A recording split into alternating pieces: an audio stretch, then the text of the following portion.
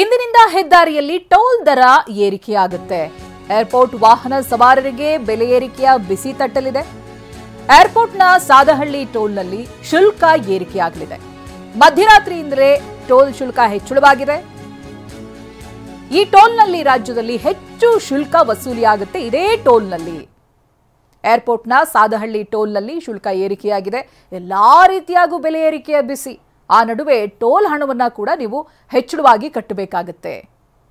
Single ಹಾಗೆ double 24 ಗಂಟೆಯೊಳಗಿನ ಓಡಾಟಕ್ಕೆ ಎಷ್ಟೆಷ್ಟು ಅನ್ನುವಂಥ ಡೀಟೇಲ್ಸ್ ಅನ್ನು ನೀವು ಸ್ಕ್ರೀನ್ನಲ್ಲಿ ಗಮನಿಸ್ತಾ ಇದ್ದೀರಾ. ಈ ಬಗ್ಗೆ ನಮ್ಮ ಪ್ರತಿನಿಧಿ ನವೀನ್ ಒಂದು ಪ್ರತ್ಯಕ್ಷ ವರದಿ ಕೊಟ್ಟಿದ್ದಾರೆ, ಬನ್ನಿ ನೋಡೋಣ. ದೇಶದ ಹಲವು ಟೋಲ್ಗಳಲ್ಲಿ ಇನ್ನು ಮಧ್ಯರಾತ್ರಿಯಿಂದ ಸಹ ಹೊಸ ದರ ಜಾರಿಗೆ ಬಂದಿದ್ದು, ದರ ಏರಿಕೆ ಬಿಸಿ ಟೋಲ್ಗಳ ವಾಹನ ಸವಾರರು ಸಹ ಮುಟ್ತಾ ಇದೆ. ಅದೇ ರೀತಿ ದೇವನಹಳ್ಳಿ ಬಳಿಯ ಕೆಂಪೇಗೌಡ ಏರ್ಪೋರ್ಟಲ್ಲೂ ಸಹ ಮಧ್ಯರಾತ್ರಿಯಿಂದ ಹೊಸ ದರ ಜಾರಿಗೆ ಬಂದಿದೆ. ಈಗಾಗಲೇ ನಾವು ಏರ್ಪೋರ್ಟ್ ಟೋಲ್ನಲ್ಲಿ ಇದ್ದೀವಿ. ಇಲ್ಲೂ ಸಹ ನೋಡ್ತಾ ಹೋಗ್ಬೋದು. ಏನಿವತ್ತು ಅಭಿ ಪಾರ್ಟ್ನರ್ಶಿಪ್ ಫರ್ಮ್ ಸ್ಟಾರ್ಟ್ ಮಾಡಬೇಕಾ ಅಥವಾ ಪ್ರೈವೇಟ್ ಲಿಮಿಟೆಡ್ ಕಂಪನಿ ಸ್ಟಾರ್ಟ್ ಮಾಡಬೇಕಾ? ಕನ್ಫ್ಯೂಷನ್ ಯಾಕೆ? ಒಬ್ಬ ಎಕ್ಸ್ಪರ್ಟ್ ಜೊತೆ ಮಾತಾಡು. ಎಕ್ಸ್ಪರ್ಟಾ? ಎಲ್ಲಿ? Boss Vala. B the boss.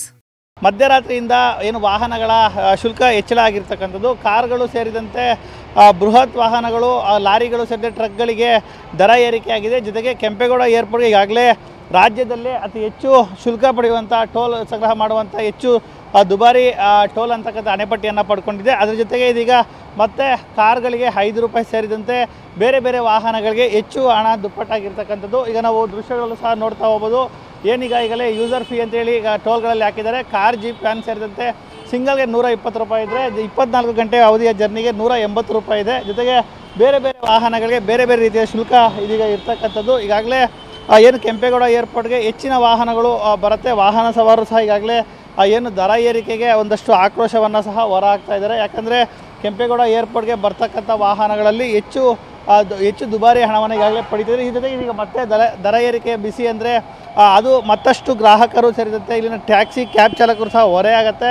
ಈಗಾಗಲೇ 115 ರೂಪಾಯಿ ಇದ್ದಂಥ ಟೋಲ್ ಈಗ 120 ರೂಪಾಯಿವರೆಗೂ ಸಹ ಏರಿಕೆಯಾಗಿದೆ. ಜೊತೆಗೆ ಏನು ಬೇರೆ ಬೇರೆ ವಾಹನಗಳಿಗೆ 700-800 ರೂಪಾಯಿವರೆಗೂ ಸಹ ಏನು ವಾಹನಗಳ ಹಣ ಏನು ಶುಲ್ಕ ಹೆಚ್ಚಾಗಿರ್ತಕ್ಕಂಥ ಇಲ್ಲಿ ವಾಹನ ಸವಾರರು ಸಹ ಇದೀಗ ಒಂದಷ್ಟು ರೀತಿಯ ಆಕ್ರೋಶವನ್ನು ಸಹ ಹೊರ ಹಾಕ್ತಾಯಿದ್ದಾರೆ. ಇನ್ನು ಇದೀಗ ಇಲ್ಲಿ ಒಂದಷ್ಟು ವಾಹನ ಚಾಲಕರು ಸಹ ಬರ್ತಾ ಇದ್ದಾರೆ. ಅವ್ರನ್ನೂ ಸಹ ಒಂದು ಮಾತನಾಡಿಸುವಂಥ ಒಂದು ಕೆಲಸವನ್ನು ಮಾಡೋಣ. ಅವ್ರಿಗೂ ಸಹ ಏನು ಈಗಾಗಲೇ ವಾಹನ ಸವಾರರು ಇಲ್ಲಿ ಏನು ಏರ್ಪೋರ್ಟ್ ಟೋಲ್ ಸೇರಿದಂತೆ ಬೇರೆ ಬೇರೆ ಕಡೆಯಿಂದ ಬರ್ತಾರೆ.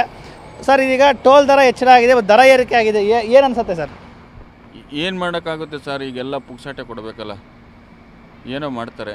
ನಮಗೆ ಈಗ ದಿನಕ್ಕೆ 2 ಸಾರಿ ಓಡಾಡ್ತಾ ಇದ್ದೀವಿ, ಭಾಳ ಕಷ್ಟ ಆಗ್ತಾ ಇದೆ ಸರ್.